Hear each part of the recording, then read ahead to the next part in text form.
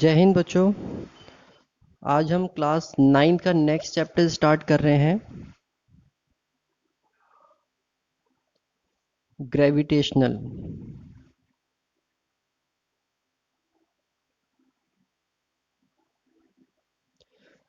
Gravitation ये इसका first part है और ये चैप्टर बहुत ही इंटरेस्टिंग है और हमारी डेली लाइफ से बहुत ज़्यादा कनेक्टेड है।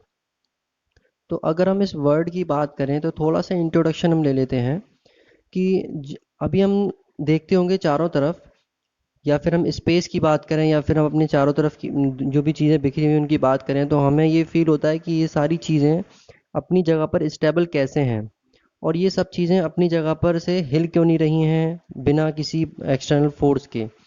तो और अगर आप किसी चीज़ को अपवार्ड डायरेक्शन में अगर आप थ्रो करते हो, तो ये कैसे पॉसिबल होता है कि वो ऑब्जेक्ट ऊपर ही ना जाते हुए थोड़ी देर बाद नीचे आना स्टार्ट हो जाती है। फिर उसके बाद आप देखेंगे कि जो अर्थ है वो around the sun round circle में मूवमेंट करती है, और एक फिक्स डायरेक्शन और फिक्स रोटेशन के साथ उसका ये जो सर्कुलर मोशन है वो चलता रहता है। ये सारी चीज़ें किस पर डिपेंड करती हैं, ऐसे ये चीज़ें स्टेबल क्यों हैं, किस तरह से हैं, किस लॉ के अगेंस्ट हैं, क्या वजह है ये सब अगेंस्ट है, इस तरह से प्लेस हो गई हैं। तो इसका रीज़न हम अब फाइंड आउट करेंगे और इसका रीज़न चेक करेंगे कि इसके पीछे क्या वजह है। तो इसके पीछे अगर मैं वन वर्ड में बात करूं, तो इसके पीछे जो वजह है वो है आपका ग्रेविटेशन। तो देखिए ग्रेविटेशन, अब हम समझ लेते हैं ग्रेविटेशन क्या है। एक इसके पीछे एक छोटी सी स्टोरी है। न्यूटन जो थे, साइंटिस्ट, बहुत बड़े साइंटिस्ट थे न्यूटन, आपने इनका नाम सुना होगा। ये एक पेड़ के नीचे बैठे थे। ठीक है, ये साइंटिस्ट थे, पेड़ के नीचे बैठे थे। अब पेड़ से एक जो एप्पल का पेड़ था वहां से एक सेब गिरा और नीचे गिर गया, और इन्होंने फिर इसको देखा और डिसाइड किया कि, और ये सोच में पड़ गए कि ये गिरा क्यों और ये गिर गया, तो फिर उसके बाद ये अपनी जगह पर स्टेबल क्यों रहा, इसके पीछे क्या वजह है। अगर यहाँ से इसका कनेक्शन ब्रेक हो गया था तो मे बी पॉसिबल ये हो सकता था कि ये आसमान में क्यों नहीं उड़ गया। क्या वजह थी, ये गिर गया नीचे ही आकर गिरा। इस सोच में इन्होंने बहुत सारी रिसर्च करी, बहुत सारी खोजें करी। देन उसके बाद इन्होंने इस सारी प्रोसेस को नाम दिया न्यूटन्स लॉ ऑफ ग्रेविटेशन। ये इन्होंने फिर ग्रेविटी का लॉ दिया। तो अगर हम बात करें कि सिंपल डेफिनेशन की, इस लॉ की सिंपल डेफिनेशन की बात करें तो क्या होगी।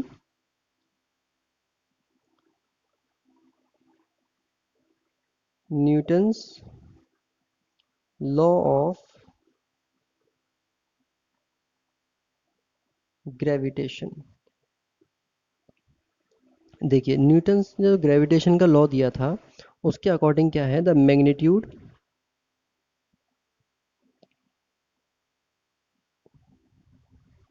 Magnitude and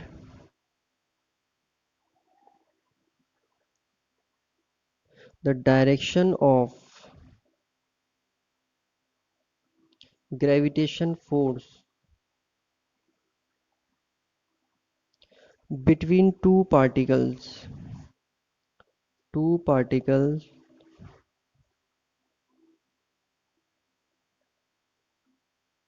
are given by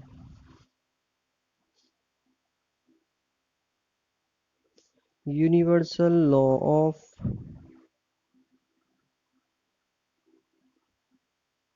gravitation. Magnitude and the direction of gravitation force between two particles are given by universal law of gravitation. कहना ही क्या चाह रहे हैं कि जो मैग्नीट्यूड और डायरेक्शन है ग्रेविटी फोर्स का, जो दो पार्टिकल के बीच में अप्लाई हो रहा है ग्रेविटी फोर्स, इसके मैग्नीट्यूड और डायरेक्शन को अगर हमें एक्सप्लेन करना है तो वो यूनिवर्सल लॉ ऑफ ग्रेविटेशन के हेल्प से एक्सप्लेन कर सकते हैं। अब ये है क्या universal law, universal law of gravitation, ये क्या है यूनिवर्सल लॉ। देखिए क्या होता है, इसकी सिंपल डेफिनेशन है the of attraction force of attraction between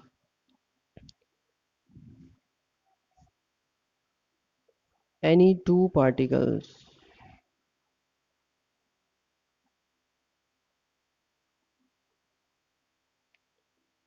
is directly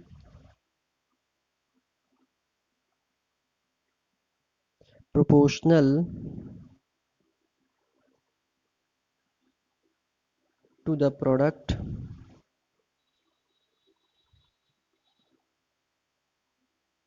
of masses of particles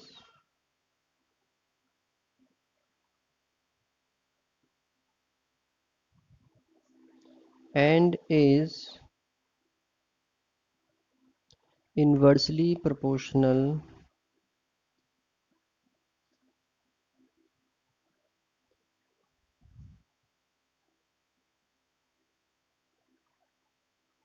to the square of distance between them। थोड़ा सा लेंदी है बट अभी हम समझ लेते हैं इसको, अच्छे से समझ में आ जाएगा। देखिए क्या कह रहे हैं, the force of attraction between any two particle, किसी भी दो पार्टिकल के बीच में जो फोर्स ऑफ अट्रैक्शन होता है वो is directly proportional to the product of masses of particle. जो वो क्या होता है, फोर्स डायरेक्टली प्रोपोर्शनल किसके होता है, product of masses of particle, जो पार्टिकल है उसके मास का प्रोडक्ट के डायरेक्टली प्रोपोर्शनल होता है। एंड इज इन्वर्सली प्रोपोर्शनल, उसके बाद क्या है, ये इन्वर्सली प्रोपोर्शनल होगा ये force to the square of distance between them, किसके, उन दोनों की बीच की जो दूरी है उसके स्क्वायर के, उसके स्क्वायर के इन्वर्सली प्रोपोर्शनल होगा। ठीक है, तो आई होप ये समझ में आ गया होगा आपको। तो देखिए सपोज दैट कि एक ये पार्टिकल है और एक ये पार्टिकल है, इसका वेट है, सॉरी मास है m1, इसका मास है m2, दोनों के बीच की जो डिस्टेंस है हम यहाँ से कैलकुलेट कर लेते हैं, वो है आपकी r। ठीक है, अब पहला जो कमेंट था इसमें क्या कहा गया था कि जो पार्टिकल है उनका मास का क्या मैटर है, f जो फोर्स है वो प्रोपोर्शनल है दोनों के मासेस के प्रोडक्ट के। देन जो F फोर्स है वो आपका इन्वर्सली प्रोपोर्शनल है डिस्टेंस के स्क्वायर के। अगर हम इन दोनों को कंबाइन कर दें तो हमारे पास जो फॉर्मूला आएगा वो होगा, प्रोपोर्शनल का साइन लगा रहेगा, m1 m2 upon are square. ठीक है, अब हम जब प्रोपोर्शनलिटी का साइन हटाते हैं तो एक कांस्टेंट अप्लाई करते हैं, वो कांस्टेंट आपका क्या होगा, F is equal to G m1 m2 upon are square. ठीक है, ये आपका फाइनल फॉर्मूला बन जाएगा according to the universal law of gravitation. अब आते हैं व्हाट इज़ द जी, यहाँ पर हमने जी कांस्टेंट लिया है तो जी है क्या, उसकी वैल्यू कितनी होती है। देखिए जी को हम क्या कहते हैं, यूनिवर्सल ग्रेविटेशनल कांस्टेंट, क्या कहते हैं, यूनिवर्सल ग्रेविटेशनल कांस्टेंट। ठीक है, ये हम जी को ये कहते हैं। अब अभी जो है अभी अगले स्टेप में हम इसको डिस्कस करेंगे जी के रिगार्डिंग, किसकी वैल्यू कितनी होती है। फिलहाल आप इसको अच्छे से समझिए इस वक्त कि ये क्या है, आपका यूनिवर्सल लॉ ऑफ ग्रेविटेशन, जिसका फॉर्मूला बेस्ड ये है आपका एक्सप्लेनेशन है, F is equal to G m1 m2 upon are square. अगली जब बड़ी क्लासेस में आप जाएंगे तो आपको बहुत ही ब्रॉड थिंग इसकी देखने को मिलेगी, तो इसलिए मैं आपसे रिक्वेस्ट करूंगा कि इसको अभी अच्छे से समझ लीजिए ताकि आगे कोई दिक्कत ना हो। चलिए देखते हैं नेक्स्ट टॉपिक क्या है हमारा, यूनिवर्सल ग्रेविटेशनल कांस्टेंट। अगले इसमें हम डिस्कस करते हैं इस कैपिटल जी को। देखिए यूनिवर्सल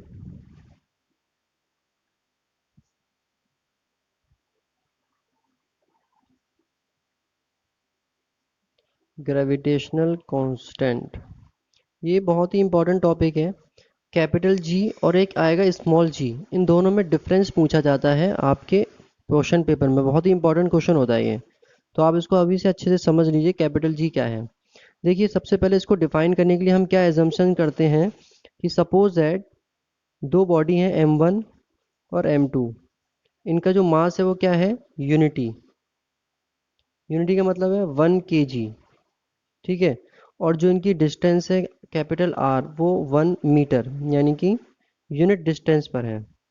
तो जब ये कंडीशन बनेगी according to the formula F is equal to G m1 m2 upon are square, m1 m2 की वैल्यू रखेंगे 1, आर की वैल्यू 1, तो फाइनली क्या आ जाएगा हमारे पास, F is equal to capital G. Simple है। मतलब क्या हुआ कि जो फोर्स है वो कैपिटल जी के इक्वल हो गया। डेफिनेशन के अकॉर्डिंग हम ये कह सकते हैं कि universal gravitation constant is the force which is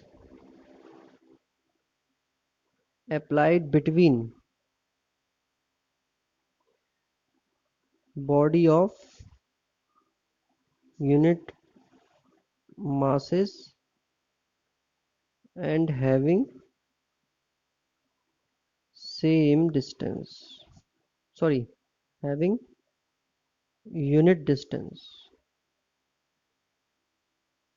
simple है कि कैपिटल जी क्या है, वो एक फोर्स है, फोर्स के इक्वल है जो फोर्स यूनिट मास और यूनिट डिस्टेंस की बॉडी के बीच में लग रहा है। ठीक है। अब हम बात कर लेते हैं इसके रिगार्डिंग कि इसकी वैल्यू क्या होती है। साइंटिस्ट ने इसकी यूनिट और इसकी वैल्यू, यानी कि इसका मैग्नीट्यूड एंड यूनिट डिसाइड की है। मैग्नीट्यूड इसका कई सारे एक्सपेरिमेंट से डिसाइड किया गया है, जो कि फिक्स है। किसी भी जगह चले जाइए आप, अर्थ पर, स्पेस पर, कहीं भी, वो कैपिटल जी का वैल्यू जो है वो फिक्स है। जो कि अगर हम बात करें एसआई यूनिट में, अगर हम देखें वैल्यूज़ की, तो एसआई यूनिट के according 6.67 into 10⁻⁻11 newton metre square पर केजी स्क्वायर, ये इसकी एसआई यूनिट में है। अगर हम सीजीएस की बात करें, सीजीएस में 6.67 इंटू 10⁻⁻8 डाइन, न्यूटन की छोटी यूनिट होती है डाइन, सेंटीमीटर स्क्वायर पर ग्राम स्क्वायर। ये अलग अलग देखिए, -11 और -8 इसका फ़र्क आ रहा है बस। अब इसकी यूनिट अगर हम फाइंड आउट भी करना चाहें तो कैसे कर सकते हैं, देखिए फॉर्मूला हमारा क्या था, F is equal to G m1 m2 upon are square, ये फॉर्मूला था। इसको आप यहाँ लेकर आएंगे तो F इंटू आर स्क्वायर हो जाएगा, अपॉन m1 m2 मल्टीप्लाई में है यहाँ वहाँ, तो यहाँ आएंगे डिवाइड में, m1 m2 which is equal to capital G. अब इनकी जो यूनिट है वो पुट कर दीजिए बस आप। क्या क्या यूनिट है, फोर्स की यूनिट होती है आपकी न्यूटन, आर यानी कि डिस्टेंस की यूनिट मीटर स्क्वायर, अब ये किलोग्राम होती है इसकी मास की, तो वो हो गया केजी स्क्वायर। तो जी की यूनिट आपको क्या मिल गई, ये ऐसा यूनिट है, ध्यान रखना। सीजीएस यूनिट क्या होती है, डाइन सेंटीमीटर स्क्वायर पर ग्राम स्क्वायर, आप इसको कन्वर्ट कर दो वो सीजीएस भी बन जाएगी। ठीक है। तो ये कुछ एक्सप्लेनेशन था कैपिटल जी का। आई होप ये आपको समझ में आया होगा। अब हम डिस्कस कर लेते हैं कुछ इंपॉर्टेंट कैरेक्टरिस्टिक्स हैं ग्रेविटी फोर्स की, उसके बारे में डिस्कस कर लेते हैं। देखिए, यानी कि ये ऐसी कैरेक्टरिस्टिक्स हैं कि जो डिफाइन करती हैं कि ये फोर्स, फोर्स तो कई सारे होते हैं, लेकिन अगर किसी फोर्स में ये कैरेक्टरिस्टिक्स दिखाई दें, ये खूबियाँ मिले हमको, तब हम कहेंगे कि हाँ ये ग्रेविटी फोर्स है। तो हम यहाँ डिस्कस कर लेते हैं थोड़ी सी कैरेक्टरिस्टिक्स ऑफ ग्रेविटेशनल फोर्स। ठीक है। तो देखिए फर्स्ट कैरेक्टरिस्टिक्स क्या है इसकी, मैं आपको सिर्फ एक्सप्लेन कर देता हूँ, लिख नहीं रहा हूँ मैं। आप ये सारी कैरेक्टरिस्टिक्स बुक में से नोट कर सकते हैं अगर नोट्स बनाने हैं तो। देखिए पहली है, gravitational force between two body from form an action and reaction pair, forces are equal in magnitude but opposite in direction. क्या होता है कि जब भी दो बॉडी के बीच में ग्रेविटी फोर्स अप्लाई होता है, ठीक है, तो ये क्या करता है, दोनों की तरफ से फोर्स जो लग रहा है, इसकी तरफ से भी फोर्स लगेगा कुछ ना कुछ और इसकी तरफ से भी लगेगा। ठीक है। तो दोनों की तरफ से जो फोर्स लगेगा वो फोर्स क्या होगा, इक्वल फोर्स होगा। ठीक है, पहली चीज़ ये इक्वल फोर्स होगा। अब बात करें अगर डायरेक्शन की, तो फोर्स की डायरेक्शन आपको यहाँ से बिल्कुल क्लियर समझ में आ रही होगी। जब फोर्स एक, इसका फोर्स इधर लग रहा है, इसका फोर्स इधर लग रहा है, मतलब डायरेक्शन कैसी है, अपोजिट। डायरेक्शन क्या रहेगी, अपोजिट डायरेक्शन रहेगी। ठीक है। पहली कैरेक्टरिस्टिक्स ये हो गई। एक्शन और रिएक्शन का पेयर की तरह काम कर रहा है ये। ठीक है ना, यहाँ से एक एक्शन कर रहा है तो ये रिएक्शन कर रहा है, ये चीज़ कहना चाह रहे हैं। अब आता है आपका कि सेकंड इसकी कैरेक्टरिस्टिक्स क्या है, सेकंड पॉइंट ये कह रहा है gravitational force is a central force. कैसा फोर्स है ये? Central force. ठीक है, that is it acts along the line joining the centre of the interacting body. ये कैसे किस पर एक्ट करता है कि जो दो बॉडी जिनकी बीच में ये ग्रेविटी फोर्स अप्लाई हो रहा है उनकी सेंटर लाइन पर ये ग्रेविटी फोर्स वर्क करता है। जी एफ यानी ग्रेविटी फोर्स जो है इनकी सेंटर लाइन पर वर्क करेगा। ठीक है, इसी के लिए हम कहते हैं इसको सेंट्रल फोर्स। चलिए नेक्स्ट इसका कैरेक्टरिस्टिक्स क्या है। नेक्स्ट थर्ड पॉइंट इसका ये कहता है gravitational force between two body does not depend upon the presence of other bodies. ठीक है, क्या कह रहा है? दो बॉडी के बीच में अगर ग्रेविटी फोर्स अप्लाई हो रहा है तो does not depend upon the presence of other body, ये किसी तीसरी बॉडी की प्रेजेंस पर कोई इफेक्ट नहीं डालेगा। यानी कि कहने का मतलब ये है कि आपका सन है, ये सन जो है चारों तरफ इसके प्लैनेट्स हैं घूम रहे हैं इधर से उधर अलग अलग ऑर्बिट्स में। तो ऐसा नहीं है कि सन जब इस पर अप्लाई कर रहा है ग्रेविटी फोर्स, वो इस प्लैनेट पर आने के बाद इस सन का ग्रेविटी फोर्स कुछ कम हो गया और ये जो आपका दूसरा प्लैनेट है वो ज़्यादा कम अट्रैक्शन दे रहा है। यानी कि ग्रेविटी फोर्स अगर इसका फॉर एग्जांपल मैं डिसाइड कर लूँ कि ग्रेविटी फोर्स इसका 10 है तो ये सबके लिए 10 ही काम करेगा। ऐसा नहीं है कि इसके लिए कम हो गया, कुछ इसके लिए कम हो गया, कुछ बट गया इधर चला गया, कुछ बट गया इधर चला गया, सबके लिए इक्वल काम करेगा, ये कहना चाह रहे हैं यहाँ पर। ठीक है, नेक्स्ट इसका पॉइंट है पॉइंट नंबर 4। यानी कि इसको हम कहें तो क्या कह सकते हैं, इस पॉइंट में थोड़ा सा रिपीट कर रहा हूँ मैं।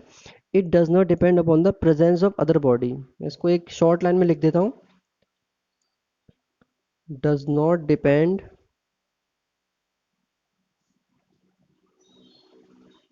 Upon presence of other body, दूसरी बॉडी की प्रेजेंस पर डिपेंड नहीं करेगा।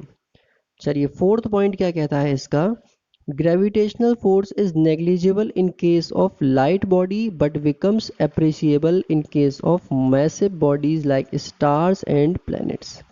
कहने का मतलब ये है कि अगर आप बात करें ग्रेविटेशनल फोर्स की तो हम हर एक बॉडी, ये फिक्स है कि हर एक बॉडी में ग्रेविटी फोर्स होता है, लेकिन ग्रेविटी फोर्स का फॉर्मूला अगर आप देखोगे तो क्या था, जी m1 m2 upon are square. जितना ज़्यादा मास होगा उतना ज़्यादा फोर्स लगेगा।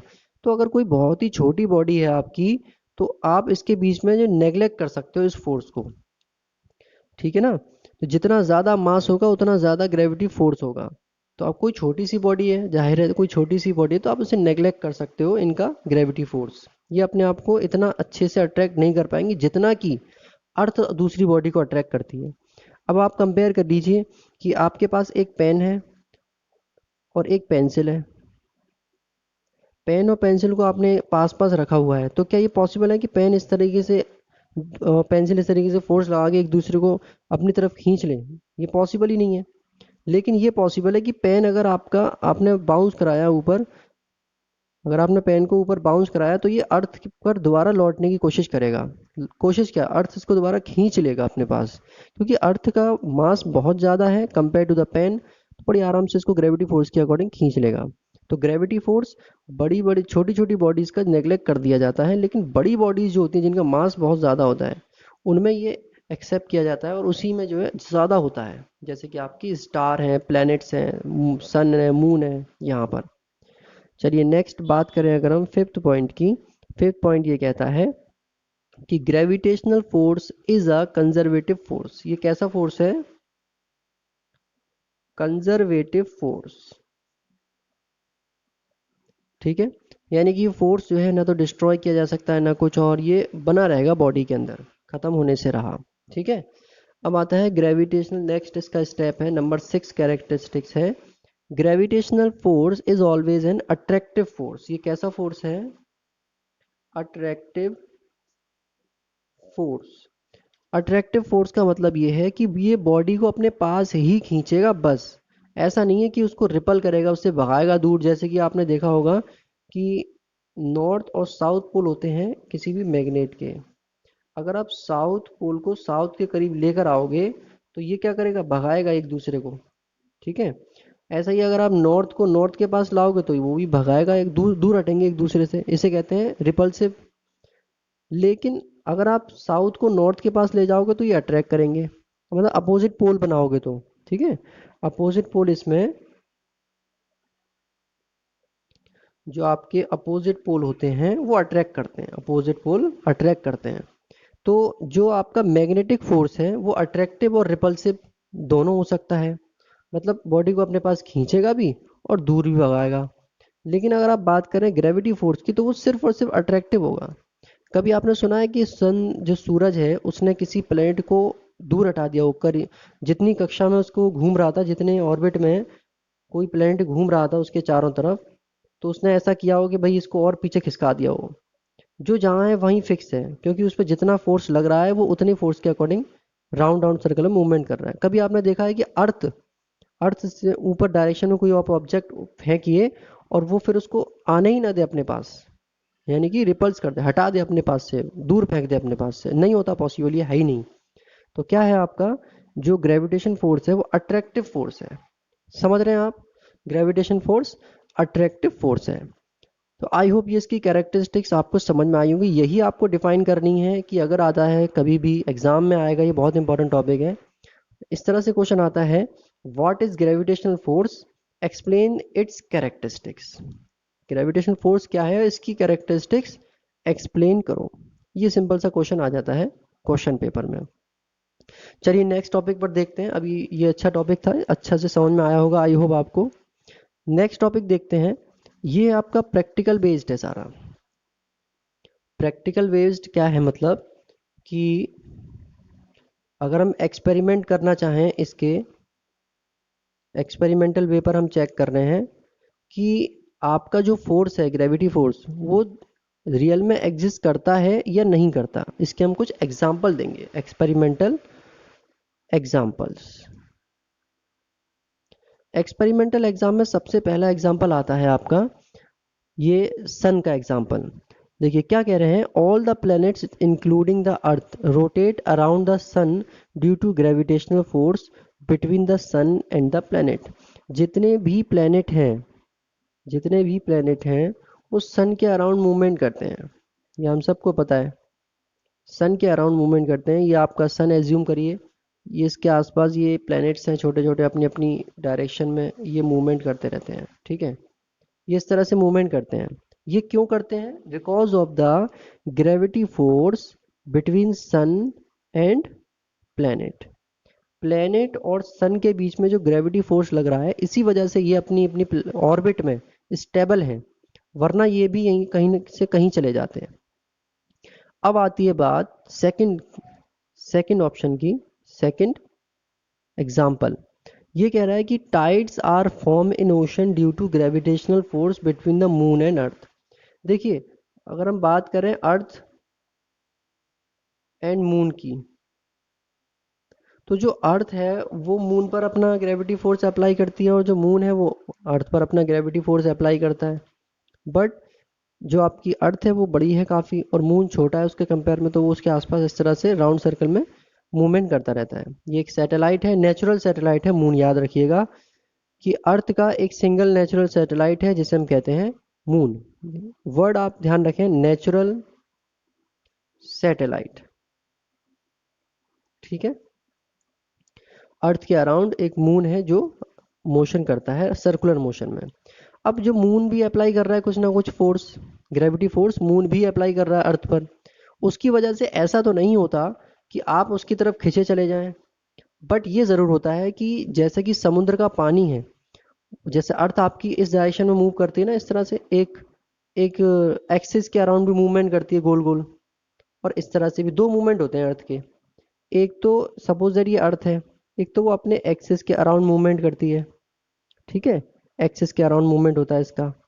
दूसरा मूवमेंट होता है इस तरह से अराउंड द सन, गोल गोल ये। ठीक है, ये भी हो रहा होता है। तो जैसे ही ये सन, जो आपकी अर्थ है, वो मून के फेस करती है, जो एरिया मून को फेस करता है वहां पर टाइड आ जाता है, जैसे हम कहते हैं हाई टाइड और लो टाइड। मतलब एकदम से ज्वार भाटे से कहते हैं, ज्वार आ जाना, ज्वार भाटा आ जाना, समुद्र का पानी जो होता है किनारे पे, वो ज़्यादा लहरों के साथ आने लगता है। तो अगर आप समुद्र, ये जो मून है इसको करीब ले आएंगे, तो क्या होगा, जो समुद्र का पानी है वो और ज़्यादा बहते हुए लहरों के साथ किनारे पर आने लगेगा, जिससे हम सबको बड़ा नुकसान होगा इससे। ठीक है ना। तो ये चीज़ होती है टाइड्स वगैरह, आपने देखा होगा। ये कुछ एग्जाम्पल हैं जिससे आप एज्यूम कर सकते हैं कि हाँ, हमारे जो अर्थ है या मून है या सन है, यहाँ पर ग्रेविटी फोर्स वर्क करता है। एक और एग्जांपल मैं अगर आपको दूं, कि ये जो आपने देखा होगा, एक एटमॉस्फेयर है हमारे अर्थ पर। क्या है?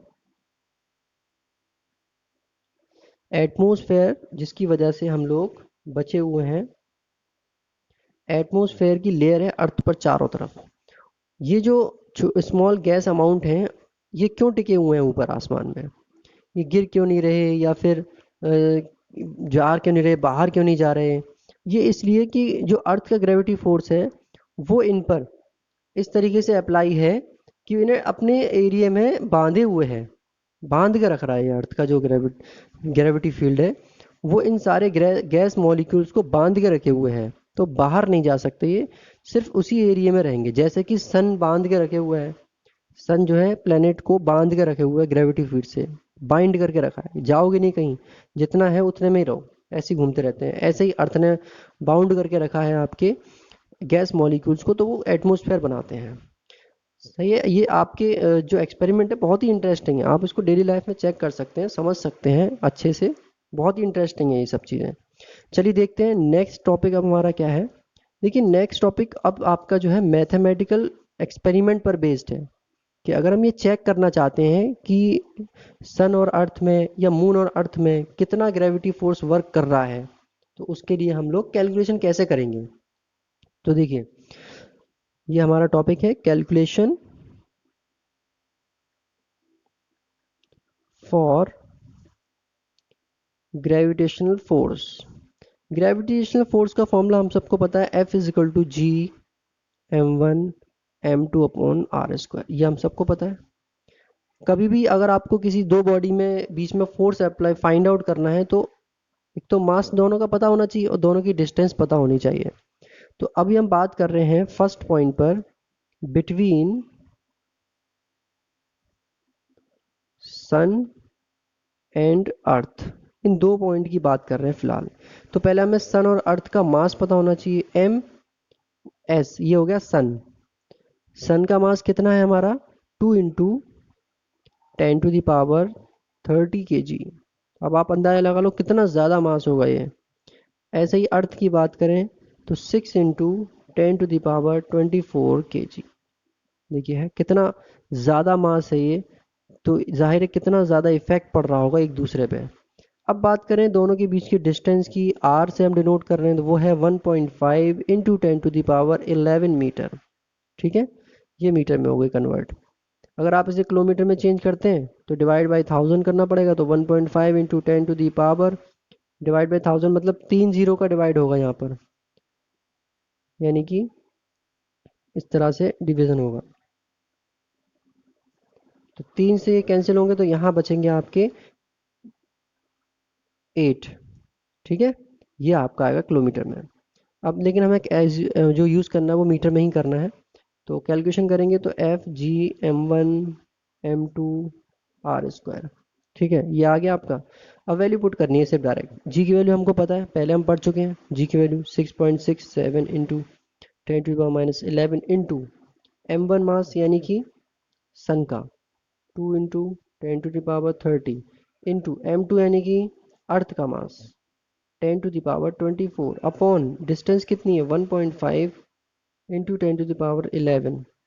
अब जब आप इसे पूरे को सॉल्व करोगे तो एफ फोर्स की वैल्यू आ जाएगी 3.6 इंटू 10⁻22 न्यूटन। ये इतना फोर्स वर्क कर रहा है ग्रेविटी फोर्स, किसके बीच में, सन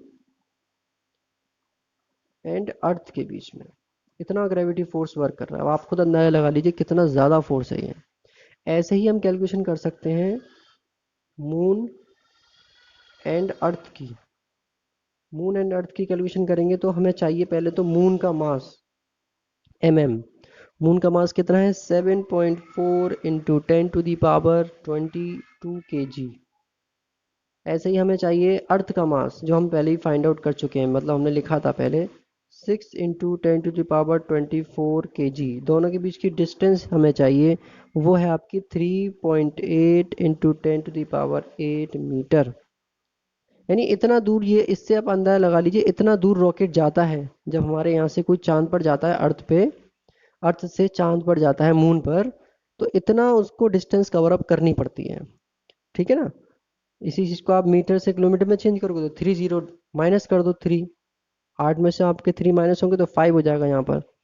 चलिए, अब according to the formula, formula आपको पता है जी m1m2/r²। वैल्यू आप पुट कर दिए 6.67 into 10⁻11 into 7.4 into 10⁻22 into 6 into 10⁻24 upon ये डिस्टेंस 3.8 इंटू 10⁸ का स्क्वायर। यहाँ हमने स्क्वायर नहीं लगाया था, स्क्वायर लगा लीजिएगा। फाइनली सारी कैलकुलेशन करने के बाद आपको जो आंसर मिलेगा वो होगा 2.05 इंटू 10⁻20 न्यूटन। इतना फोर्स अर्थ और मून के बीच में वर्क कर रहा है। ये एक आपको कैलकुलेशन मैंने करके दिखाया है कि अगर आप एज्यूम करें इनको रियल फैक्टर पे, तो कितना कितना फोर्स इन दोनों के बीच में काम कर रहा है। देखिए, ये है इसकी एक रियल कैलकुलेशन। मून अर्थ के बीच में, सन अर्थ के बीच में, किसी भी के बीच में आप निकाल सकते हो। आप अगर आपके पास 1-1 किलो की दो बॉडी रखी हुई हैं, 1-1 kg की दो बॉडी हैं आपके पास इस तरह से, और दोनों का डिस्टेंस आपको पता है 1 मीटर पर रखी हुई है, तो आप इसको भी कैलकुलेट कर सकते हो बड़ी आराम से, जैसे ये किया है। तो ये आपका होमवर्क है, आप फाइंड आउट करके बताओ कि 1 kg दो बॉडी हैं और 1 मीटर जो है इनकी डिस्टेंस है, तो कितना इनके बीच में फोर्स वर्क करेगा। ठीक है, बहुत सिंपल है। चलिए देखते हैं अगला, next topic.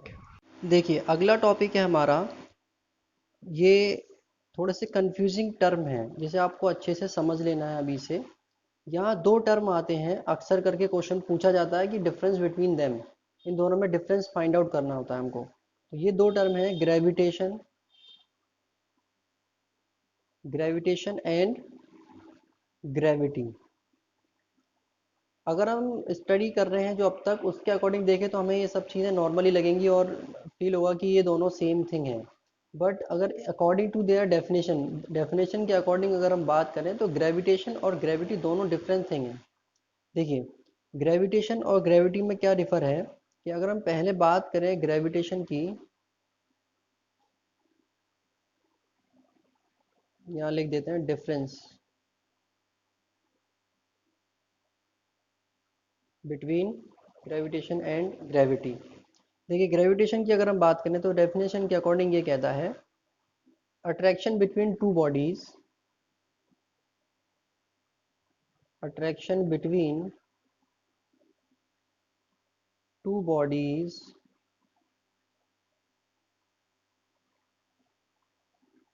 having mass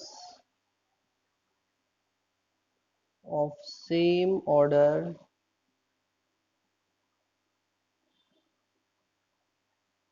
is called gravitation। Simple, अगर दो बॉडी के बीच में अट्रैक्शन हो रहा है जिनका जो मास है वो सेम ऑर्डर का है, मतलब किलोग्राम किलोग्राम में हो रहा है या ग्राम ग्राम में है, तो उनका जो मास है वो सेम ऑर्डर का है और दो बॉडी में अट्रैक्शन है, तो इसे हम कहते हैं ग्रेविटेशन। ठीक है। अब ये जो फोर्स की बात कर लें अगर हम, और ये जो उनके बीच में फोर्स अप्लाई होगा, जो अट्रैक्शन फोर्स होगा, उस फोर्स को हम कहते हैं ग्रेविटेशनल फोर्स, जो इनके बीच में फोर्स अप्लाई होगा। ठीक है। तो इसका मतलब ये हम समझिए कि ग्रेविटेशन क्या है, अट्रैक्शन बिटवीन टू बॉडी, दो बॉडी के बीच में जो अट्रैक्शन हो रहा है उसे हम कहते हैं ग्रेविटेशन। ठीक है। अब बात करते हैं हम ग्रेविटी की, कि what is the gravity, gravity आखिर क्या है।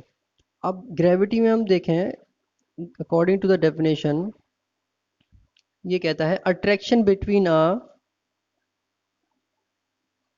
अट्रैक्शन बिटवीन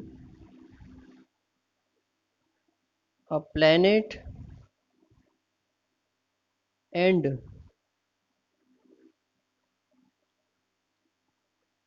its सैटेलाइट और एनी सेलेस्टियन बॉडी होता है आपकी स्पेस में जो भी बॉडीज हैं उनको सेलेस्टियन बॉडी कहते हैं। ठीक है, any celestian body having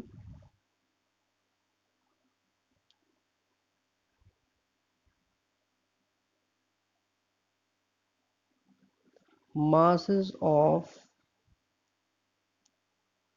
widely different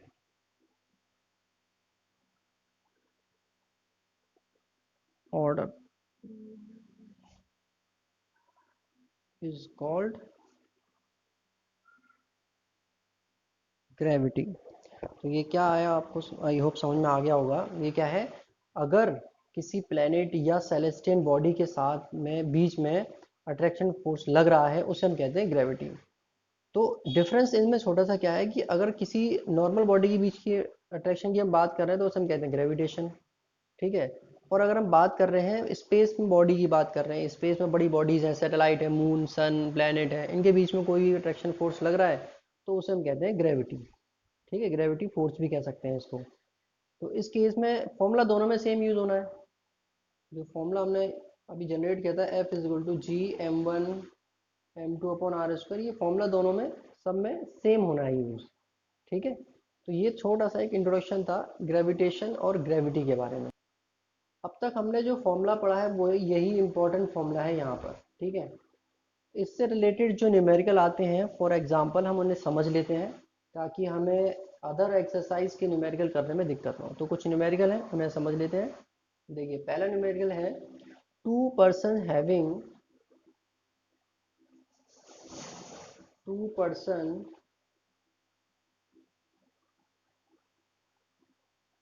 having mass 50 kg each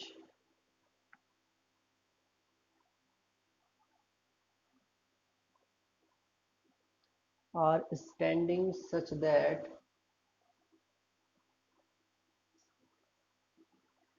center of gravity are 1 meter apart। दो लोग हैं जिनका मास दोनों का सेम है 50-50 kg, और वो इस तरह से खड़े हुए हैं कि जो सेंटर ऑफ ग्रेविटी है उनका, दोनों का अलग अलग, दोनों का सेंटर ऑफ ग्रेविटी है उसके डिफरेंस कितना है, 1 मीटर की दूरी पर खड़े हैं दोनों। ठीक है, अब हमें क्या कैलकुलेट करना है, calculate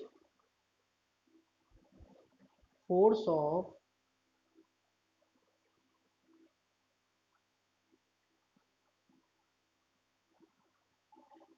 gravitation and also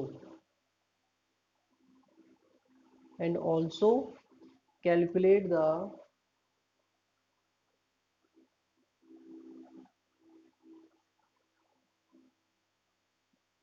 force of gravity on each।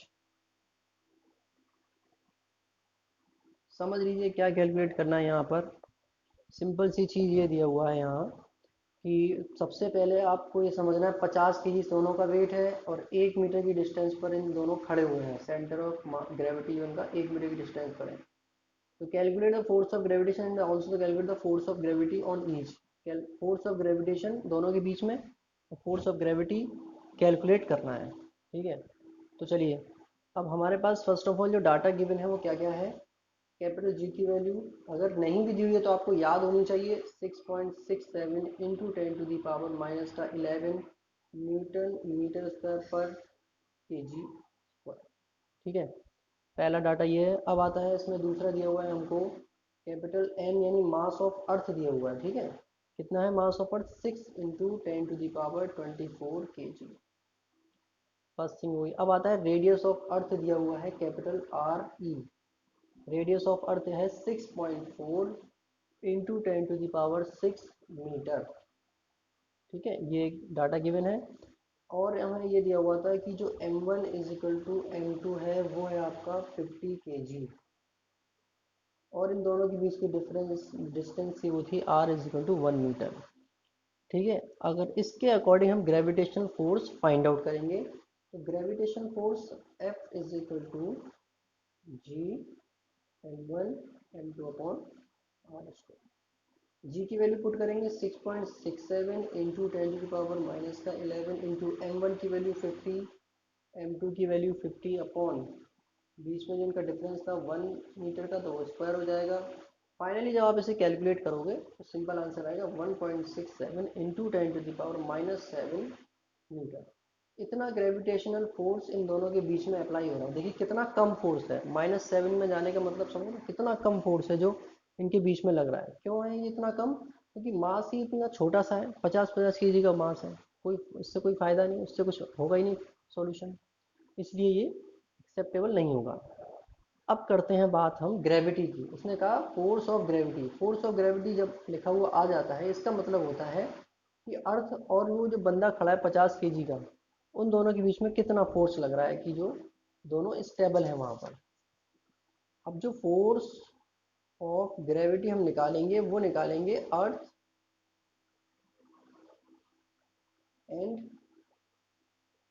Person के बीच में, जो दो दो में से किसी एक को ले लीजिए आप, उसमें और इन दोनों में निकालेंगे। ठीक है, तो वो चीज़ हमें क्या क्या डाटा गिवन है, force of gravity F dash से डिनोट करते हैं, कैपिटल जी m1 हम ले रहे हैं पहले वाले पर्सन को, कैपिटल M अर्थ का हो गया।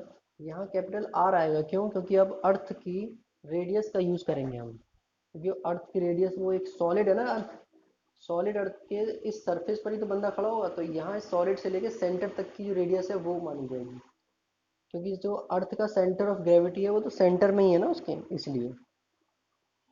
तो वैल्यू पुट कर दीजिए बस सिंपल, जो जो दिया हुआ है।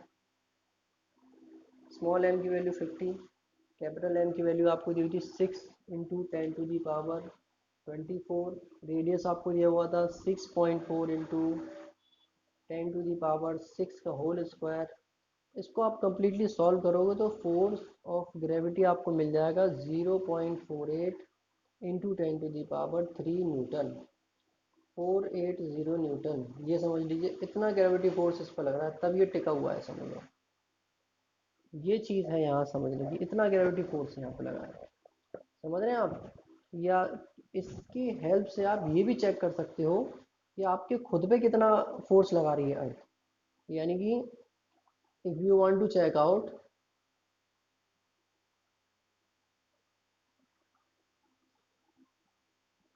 द फोर्स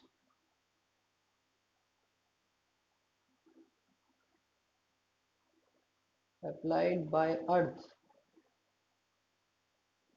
ऑन यू, अगर आप ये चेक करना चाहते हैं कि अर्थ आपके ऊपर कितना फोर्स अप्लाई किए हुए है, तो भी आप इस फॉर्मूले के अकॉर्डिंग चेक कर सकते हैं। इसे हम कहते हैं force of gravity.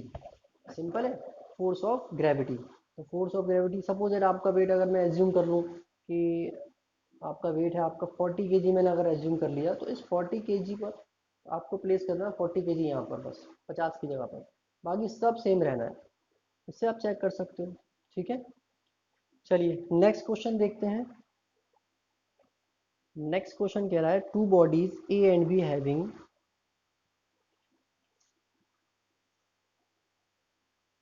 Two bodies A and be having mass capital M and 2m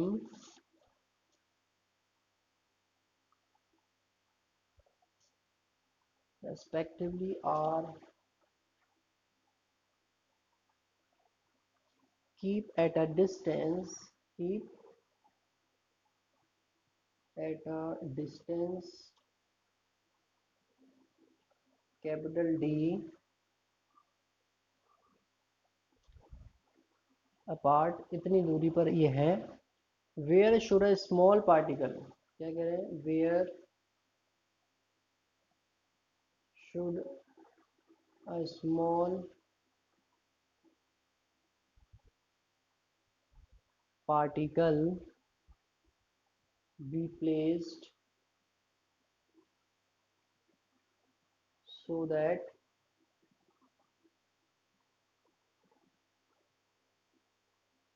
the net gravitational force on it due to the bodies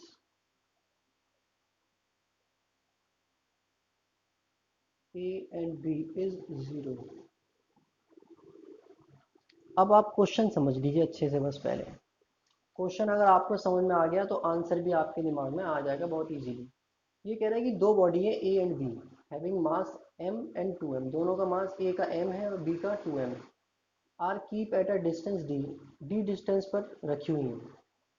अब क्या किया, where should a small particle be placed so that the net gravitational force on it due to the bodies A and B zero.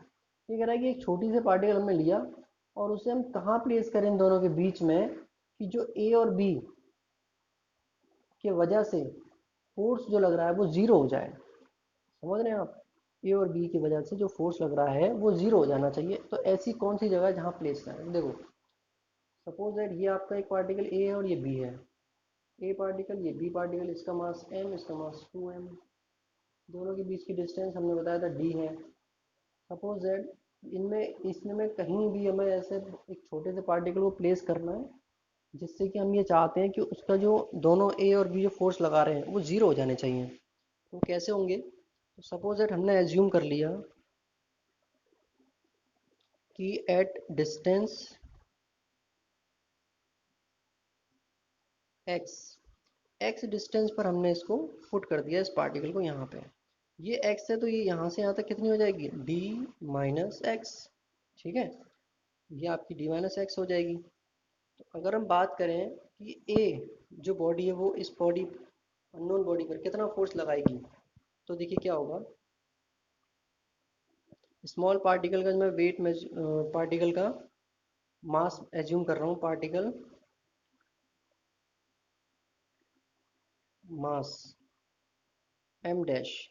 तो अब हम बात कर रहे हैं force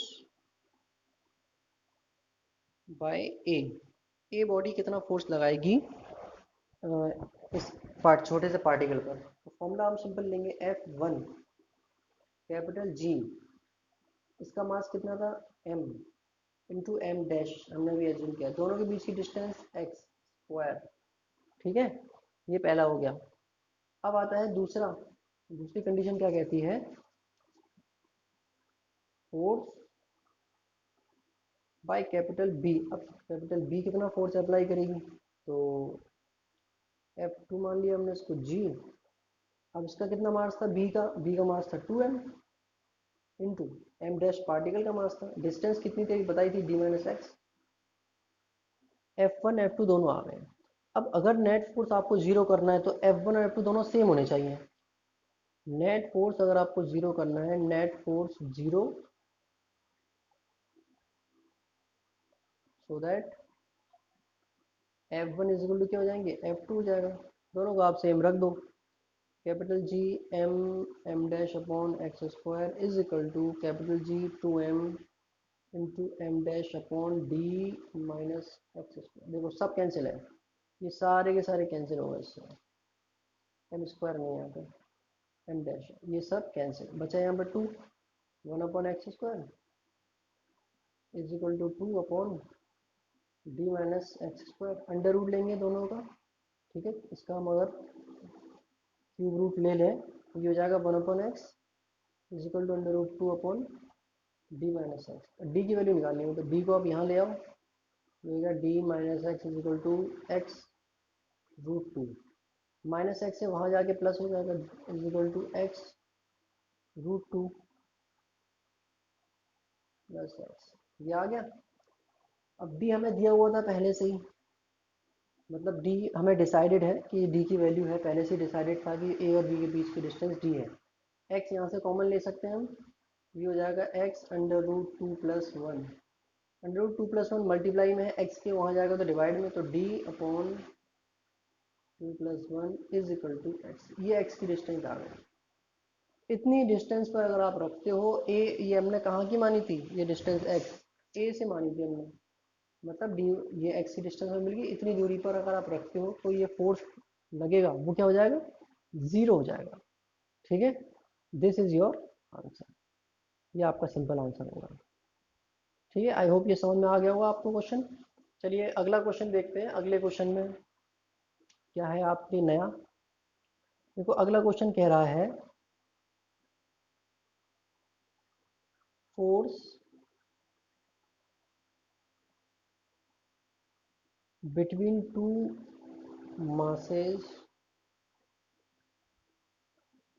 is 5 Newton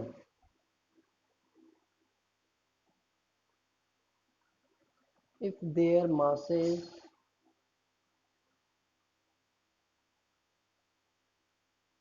become double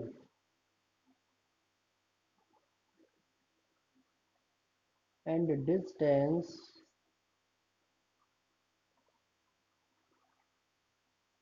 between them is half, then find new force। ये कह रहा है कि force between to masses is 5 Newton. दो मास हैं उनके बीच में जो फोर्स है वो कितना है, F is equal to 5 newton. If their masses become double, अगर उनके मास को डबल कर दिया जाए, and distance between them is half, दोनों के बीच की डिस्टेंस को आधा कर दिया जाए, देन फाइंड न्यू फोर्स, तो नया फोर्स कितना होगा। अब हम पहले स्टेप में बात कर लें, केस वन में क्या था, हमने माना m1 is equal to m है, m2 इज इक्वल टू, ये m1 ये m2 ऐसे ले लीजिए, m1 m1 m2 is equal to m2 पहली चीज़, और जो डिस्टेंस है r is equal to r है। तो ये पहला केस है, इसके according f is equal to G m1 m2 upon are square, ये आएगा। ठीक है, पहले केस के अकॉर्डिंग ये चीज़ आ रही है। अगर इसे सॉल्व करना चाहें हम थोड़ा सा, तो क्या लिख सकते हैं कि f की वैल्यू कितनी थी, 5 न्यूटन, इक्वल टू 5 न्यूटन। तो G m1 m2 upon are square की वैल्यू कितनी होगी, 5 न्यूटन। अब दूसरा केस क्या कहता है इसमें, दूसरा केस कहता है कि जो फोर्स है नया वाला हमें पता नहीं है, लेकिन जो आपकी मासेस हैं वो डबल हो गए, ये m1 हो गया, ये 2m2 हो गया, लेकिन जो डिस्टेंस है वो क्या हुई, आधी हो गई, r इजिकल टू r/2। अब हम फोर्स निकालेंगे तो F dash is equal to G m1 m2 upon are square, G ऐसे ही रहेगा, m1 की जगह 2m1 2m2, आर स्क्वायर की जगह पर आ गया आपका r/2 का होल स्क्वायर, जी 2 2 जा 4, बाहर आ जाएगा 4, m1 m2 upon are square by 4 हो जाएगा, ये 4 ऊपर आ जाएगा यहाँ पे, 4 × 4 जी m1 m2 upon are square, इस जी m1 m2 इसकी जगह पर क्या रख सकते हैं, 5 न्यूटन पुट कर दीजिए। 16 × 5 इज इक्वल टू 80 न्यूटन। नया फोर्स क्या निकल गया, 80 न्यूटन। आपने क्या करा, मास को बढ़ा दिया, डबल कर दिया, तो नया फोर्स भी अच्छा खासा बढ़ जाएगा, 5 से 80 हो गया समझ लो, ये फर्क आएगा इसके अंदर। समझ रहे हैं, ये चीज़ है समझने की, बहुत ही इंपॉर्टेंट चीज़ है, इसमें कुछ भी नहीं था ऐसा टफ, लेकिन जब आप करते हो ना क्वेश्चन, तो चीज़ें बहुत टिपिकल होने लगती हैं, क्योंकि अब समझ में नहीं आती, आपकी प्रैक्टिस नहीं थी, इसलिए हम इसको प्रैक्टिस कराते हैं ताकि आपको कोई दिक्कत ना हो। देखिए एक दो न्यूमेरिकल और देखते हैं, फिर हम अगले लेक्चर में नया टॉपिक स्टार्ट करेंगे इसका। क्वेश्चन नंबर 4 ये कह रहा है कि find the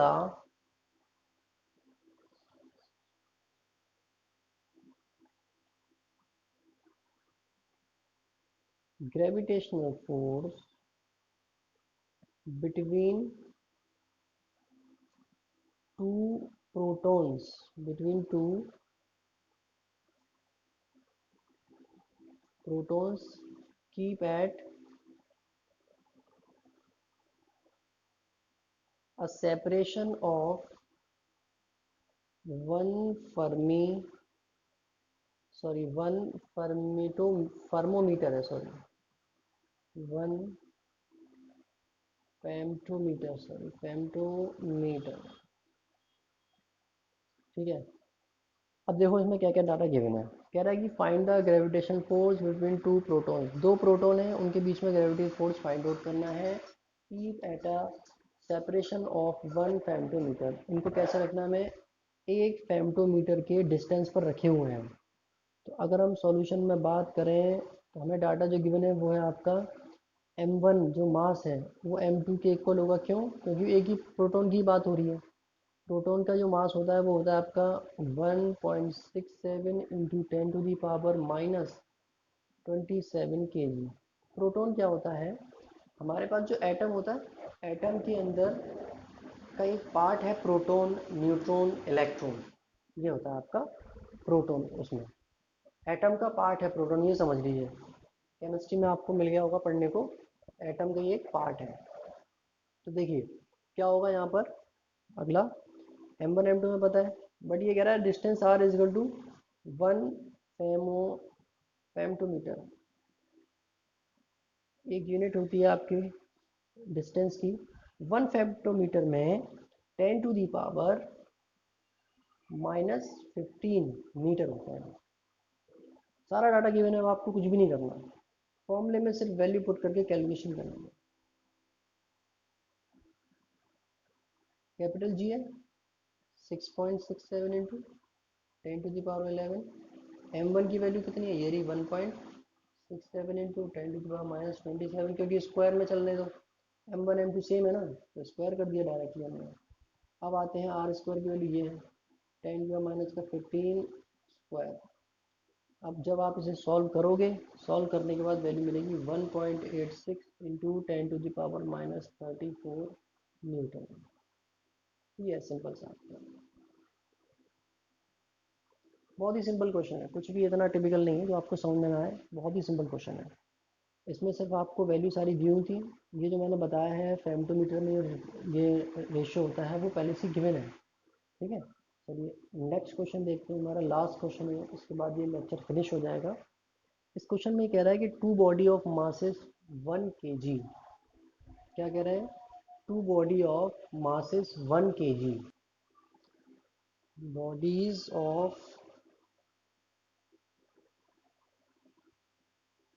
masses 1 kg, 2 kg,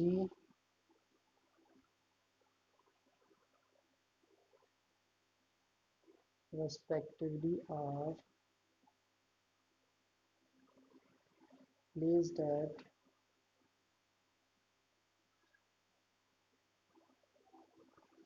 separation of 1 meter. Find acceleration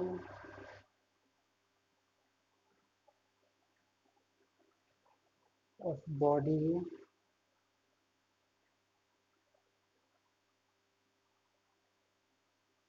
assuming that only gravitational force act। देखिए क्वेश्चन में सिंपली क्या कह रहा है, ये two bodies of masses 1 kg and 2 kg respectively, दो बॉडीज हैं जिनका मास है 1 kg और 2 kg। ठीक है, वो इस प्लेस्ड हैं, रखी हुई हैं, कितने डिस्टेंस पर, 1 मीटर की डिस्टेंस पर रखी हुई हैं, है ना। Find acceleration of bodies assuming that only gravitational force act. हमें क्या फाइंड करना है, बॉडी का एक्सेलरेशन। ठीक है, और हमें क्या दिया हुआ है कि सिर्फ और सिर्फ ग्रेविटी फोर्स ही वर्क कर रहा है। तो सिंपली इसके लिए आपको सारा डाटा दिया हुआ है, आपका जो मासेस है वो दिए हुए हैं, ठीक है, मास दिया हुआ है, और आपका जो डिस्टेंस है 1 मीटर का, ये डिस्टेंस दिया हुआ है। तो अगर हम इसकी बात करें सॉल्यूशन की, बहुत ही सिंपल सॉल्यूशन है, कुछ नहीं करना, आपको फोर्स सिंपल निकालना है, F force is equal to G m1 m2 upon are square. G की वैल्यू आपको पता है 6.67 इंटू 10⁻⁻11। फर्स्ट बॉडी का मास है 1 kg, सेकंड का 2 kg अपॉन डिस्टेंस है आपकी 1 मीटर। जब आप इसे सॉल्व करोगे तो आंसर आएगा 1.33 इंटू 10⁻⁻10 न्यूटन। ये आपका फाइनल फोर्स होगा जिसकी वजह से बॉडी एक्सेलरेशन करेगी। ठीक है। अब इसमें जो है एक्सेलरेशन का जो टॉपिक दिया हुआ है कि find the acceleration of bodies assuming that only gravitation force act. अब इसमें क्या करना है आपको, फॉर्मूला होता है सिंपली, फॉर्मूला क्या होता है, एफ इजिकल टू